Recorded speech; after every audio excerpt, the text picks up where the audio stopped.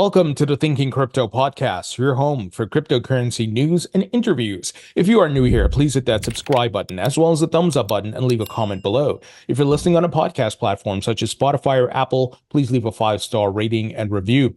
Well, folks, we got to start off by talking about the price of Bitcoin. It touched 70K again today, but it's still moving sideways, still chopping between 68 to 71,000. So we've been patiently awaiting Bitcoin to move upwards, right, guys? But the good thing is the more it consolidates, the more it grinds sideways, the more momentum it's going to build to break out to go to the upside. And remember, we are in a bull market. We are in a uptrend. Now, Adrian Zidunchik, who's a great analyst, part of the Crypto Burb analyst group, he shared a great macro chart here showing a bullish ascending triangle forming here for Bitcoin as it's chopping sideways. And we could see a breakout. He said this month he's anticipating a target of $86,500. He said it's coming sooner than we'd expect. Now, he's a quality analyst. I've had him on the podcast, does great chart analysis, and I think he's right. Now, is there a probability that he could be wrong? Of course, but I think the higher probability is this scenario playing out versus the bearish. So we got the Bitcoin halving coming up. It's just a couple of weeks away. You have that narrative out there. We are in a bull market. Bitcoin is grinding sideways, and it could break out of this bullish ascending triangle and head up to that 86,000 target or higher. I think it could go to 90. I have a range of 85 to 90K. I hope it goes higher. I hope it could touch 100K by the, even if it's after the halving, that's fine. If it happens later until the end of the month, that's fine. But if it hits 100, that would be amazing, folks. So we got to be patient. That's the key here. And even if you don't hold Bitcoin, you want this to happen because the way the market flows and operates, and I don't make the rules, is just how it has operated historically and how it is now, is the liquidity will flow from Bitcoin. So the more liquidity that enters Bitcoin, the higher it goes, the more liquidity trickles down to the large caps, the micro caps, and so forth. I'm talking about altcoins, of course, and we can see alts do really well. The other thing we've been monitoring is the DXY, the dollar currency index. On the daily, still looking bearish, but we got to let it keep breaking downwards. It is in a downward momentum now. So fingers crossed that it keeps breaking down, guys. And we know, you guys know the story. If you're not a follower of this podcast, a listener, you know the deal. The DXY is crashing. That's great for risk assets like Bitcoin and altcoins. If it's pumping, that's bad. So if it keeps breaking down here and keeps showing weakness, I think we will have an incredible rally this month, and maybe more retail will wake up as we cross 80K or touch 90K. That would be pretty incredible, folks. Now, we got some interesting news coming here from Teddy Forsaro, who's the president at Bitwise Asset Management. Many of you know I've often had Matt Hogan of Bitwise Asset Management on the podcast. He reported on the following: USDT Tether produced an estimated $6.2 billion in net income in 2023. That's 78% of the number Goldman Sachs did, which was at $7.9 billion, and 72% of Morgan Stanley's, which is at $8.5 billion. He said they have approximately 100 employees, talking about Tether. Goldman Sachs has 49,000 and Morgan Stanley has 82,000. Folks, the paradigm shift is taking place right before our eyes. The disruption, it's incredible. Crypto is the first true global asset class because of the blockchain. And you can be in any part of the world, as I've said many times. You have internet connection, you can buy a fraction of Bitcoin. You can buy a couple dollars worth of USDT or other stable coins. So this is why we've been seeing the fight from Elizabeth Warren and Gary Gensler and a lot of the TradFi incumbent folks. They are getting disrupted. They don't like Tether or Coinbase or Ripple or anybody else making more money than them. They've controlled this game forever. So they're fighting back. They're pulling their political campaign donation strings, right? Pulling Elizabeth Warren and Gary Gensler as the puppets to try to attack this industry, to try to kill the startups, to try to kill what's happening in crypto. Now, are they trying to kill crypto itself? I don't think so. And the proof is in the pudding that BlackRock and Fidelity and all of Wall Street have issued Ethereum ETFs. They are tokenizing on the blockchain. BlackRock custodies USDC stablecoin reserves and much more. They want to own it. They want to take it over because the capital is leaving their TradFi investments and going into crypto. and they see the dynamic that this first truly global asset class has, and that is to bring in incredible amounts of capital for the first time in history.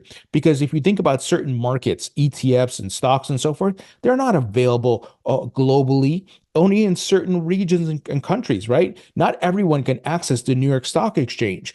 So, but they can access Bitcoin, almost anybody with an internet connection, folks. And that is a game changer. And once again, it's verifiable because of the blockchain. Because even if you were to do some things with the stock market, it becomes pretty hard to track when you go to other regions and so forth. But the blockchain is the game changer, folks. So this is why all the fight, this is why all the pushback, this is why we are in the then they fight you phase. First they ignore you, then they laugh at you, then they fight you, then you win. So it's fascinating. And here's an article coming out of South Korea, folks. This is very interesting because it's very similar to what's been happening here in the United States. South Korean party bets on US Bitcoin ETF access for votes. South Korea's political parties are pledging crypto-related incentives to attract voters ahead of a parliamentary elections. Folks, what do we see here in the United States on Super Tuesday? Pro-crypto candidates won, and those who aligned themselves to Elizabeth Warren lost, right? We are seeing that dynamic taking place here. What did we see with the Republican presidential candidates? A good amount of them, Vivek, Ron DeSantis, and so forth, RFK Jr., even though he's an independent, pro-crypto, putting out their ideas on how to regulate crypto. Just this past week, RFK Jr. put out a video saying he's the better candidate for crypto versus Biden. It's amazing what's taking place. Crypto is a ballot issue. Now, don't get me wrong. It's not the top issue for most folks, but it may be number 4 or number 5, right? And as you have more of the population that's holding crypto, why the hell would they vote for someone who's going to destroy their investment, right?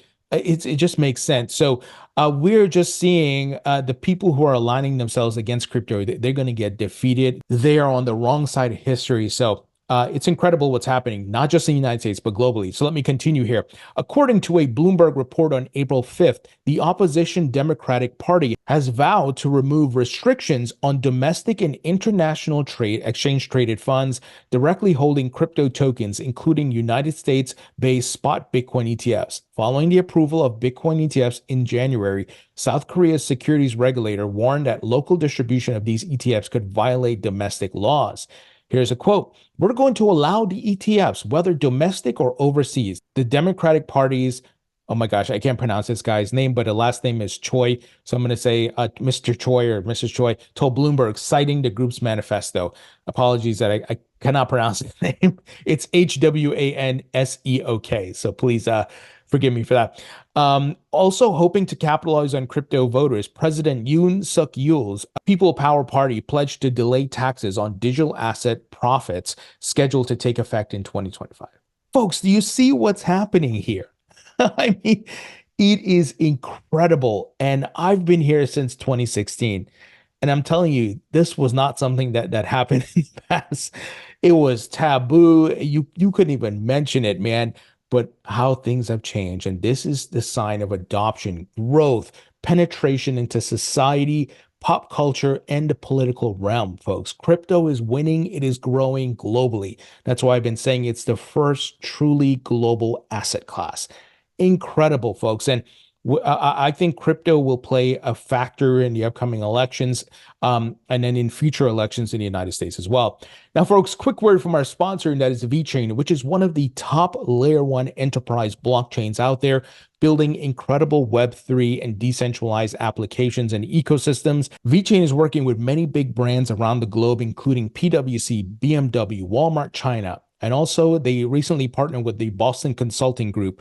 I've been a holder of the VET token for years. I'm very bullish on this project. That's why I selected them to be a sponsor on the podcast. VeChain's blockchain has low energy consumption. It also has great speed and security. That's why many enterprises are utilizing VeChain. So if you'd like to learn more, visit the link in the description or go to vchain.org. All right, folks, we got some crypto funding news. It's very fascinating to see the capital that's coming in from VCs and investment firms and where that capital is going. Here's the headline. Funding wrap. Solana-based Ellipsis draws an Ethereum-heavy cap table. So the developers behind Solana-based decentralized exchange Phoenix have just secured $20 million in a Series A funding round for their startup Ellipsis. Funding was led by Paradigm with support from Electric Capital and other industry leaders. Notably, public Ethereum figures also supported the development of Ellipsis. These include Ethereum researchers Justin Drake and Mike Neuter, Tim Biko, who runs protocol support at the Ethereum Foundation, and Eigenlayer founder Shriram Kanan. And I apologize if I butchered that. So we're seeing capital flowing in, folks, which is a healthy sign for the market. The younger Van Eck raises $12 million. So Nick Van Eck, that sounds like the basketball player, Nick Van Exel, the heir to the investment management firm Van Eck, landed $12 million for his stablecoin startup Agora in a seed round led by Dragonfly Capital. So I had covered this news earlier in the week. So it's interesting. The stablecoin wars are heating up. You got a new stablecoin coming here. Ripple announced they are launching a stablecoin on the XRP ledger.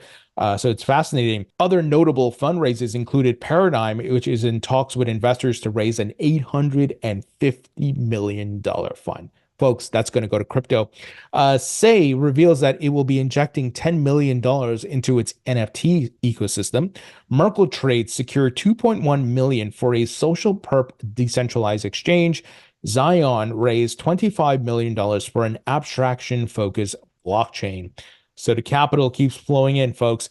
We get some crypto hiring news as well. Brevin Howard's crypto arm nabs Revolut engineer. So many of you may know Brevin Howard, big investment firm before crypto, and then they started dabbling in crypto and created a crypto specific arm. So investment management platform Brevin Howard Digital recently hired Dmitry Milanev as a senior software engineer. Prior to joining Brevin Howard Digital, the London-based engineer worked in Revolut's crypto arm, where he held the position of lead backend engineer. This appointment comes soon after Brevin Howard's decision in January to join an institutional effort to tokenize funds, enabling liquidity to flow into assets that would otherwise be sitting idly. Folks, some of the biggest players in even TradFi getting involved. Now, I had covered this news early in the week. This is Binance adds some interesting folks to its board of advisors and directors. So I'm not going to repeat that, but some other notable hiring news include fresh off a $55 million round. Succinct is looking to hire.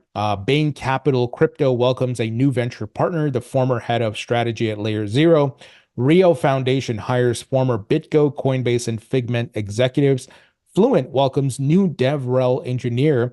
Say has hired Jack Lipstone for business development. So the building, the investing, the hiring, the expansion continues, folks, which is a great sign. Now, DYDX, some of you may have heard of this platform, some of you may have not.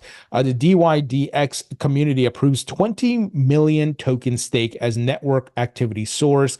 The proposal passed on April 6 with 91.7% of votes in favor, allowing tokens from the community treasury worth over $61 million at current prices to be staked with liquid staking protocol Stride. According to DYDX, the move is a response to the growing trading activity on the protocol.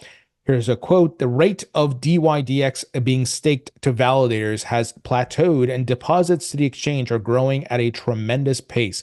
Over 140 million USDC is held in DYDX version 4, of which roughly $100 million arrived in the past week." So this is interesting. Well, I don't know too much about this platform, but this is something that's going to make me start to research more about it. You know, some people often ask me, do you hold this token? Do you hold that token? Look, it's impossible to invest in everything. I don't have that much capital, and I don't want to spread myself too thin. And I want to invest in things that I've done my research in and that I understand and that I believe in based on the potential, the utility, the adoption, and much more. So this is great news, though, if you are participating and hold the DYDX token. Now, folks, let's wrap it up here by talking about what's happening in the market using data from Sentiment. For the most part, over the past day, meme coins are seeing a good amount of improvements. Dogecoin is the leader amongst the meme coins, up 7.16%, followed by Shiba Inu, which is up about 2.18%. And other altcoins that are doing okay, that are somewhat in the green, include ETH, Shiba, it looks like Lido staked ETH. Polkadot also. Polkadot is looking bullish on the chart, by the way. Link and Matic were also seeing improvements over the past day or so, but not too much movement. Bitcoin still chopping sideways, as we talked about earlier. Let's take a look at the top trending tokens on social media. First is the Nervous Network, CKB, which is the token symbol. With positive sentiment. I've not heard of this before. Coming in at number 2 is Dogecoin with positive sentiment. Number 3, Solana here with positive sentiment. eCash, XEC is the ticker symbol, comes in at 4th with positive sentiment. Then we got at number 5, Multibit, Mubai, MUBI is the token symbol. Positive sentiment as well. Leverify, I've never heard of that. High positive sentiment coming in at 6. Ethereum at number 7 with positive sentiment. A Biconomy, I've not heard of that. BICO, BICO is the ticker symbol.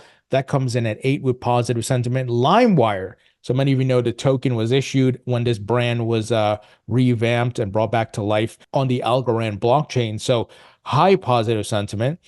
We got here NFTX, Hashmass Index. The token symbol is MASK, M-A-S-K, coming in at 10 with positive sentiment as well. So those are your top trending tokens on social media, folks. This data brought to you by Sentiment. If you want to get access to all of these data points and more, check out the link in the description. You can get a discount using the code ThinkingCrypto.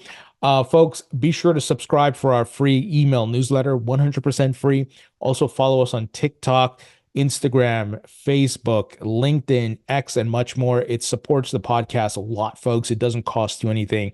And thank you for watching. Thank you for listening. And I'll talk to you all later.